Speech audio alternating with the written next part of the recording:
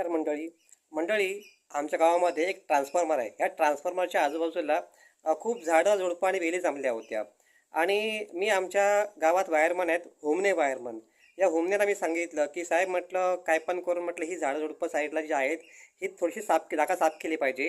कारण त्या ट्रान्सफॉर्मरच्या बाजूला गुरं चरत जाऊ शकतात किंवा जंगलातला एखादा प्राणी चरत जाऊ शकतो आणि तिकडे अपघात होऊ शकतो.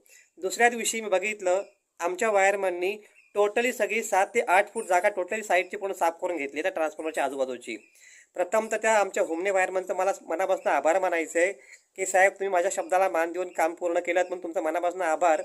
त्याचप्रमाणे 8 दिवसापूर्वी मी एक व्हिडिओ शेअर केला होता सोशल मीडियावरती, आमच्या गावातल्या विहिरीचा व्हिडिओ, जे पाणी अर्ध्या गावाला सप्लाय होतं.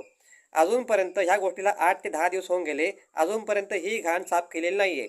भरपूर प्रतिष्ठित लोकांनी ह्याची पंचायतीला कल्पना दिली, परंतु पंचायतीने अजूनपर्यंत ह्याच्यावरती ॲक्शन घेतली नाही आहे. या 8 ते 10 दिवसांमध्ये किती घाण त्या विहिरीमध्ये अजून पडली असेल?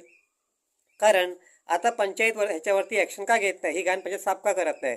म्हणजे मला अशी शंका वाटते, मला शंका अशी वाटते की उद्या समजा ही घाण पंचायतीने साफ केली तर उद्या मी काय बोलेन की माझ्या व्हिडिओमुळे पंचायतीने घाण साफ केली.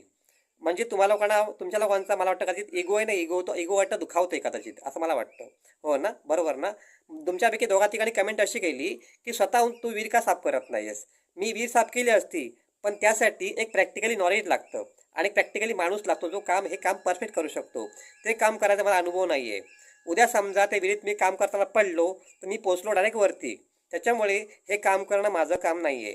कारण हे अशी कामाची जी सोयीसुविधा आहे, ज्या इन्स्ट्रुमेंट लागतं, हे इन्स्ट्रुमेंट पंचायतीकडे आहे किंवा ती पंचायत एखादा माणूस त्यासाठी आणू शकतो. आता विषय असा झाला की असंच मागच्या वेळेला त्याच विहिरीवरती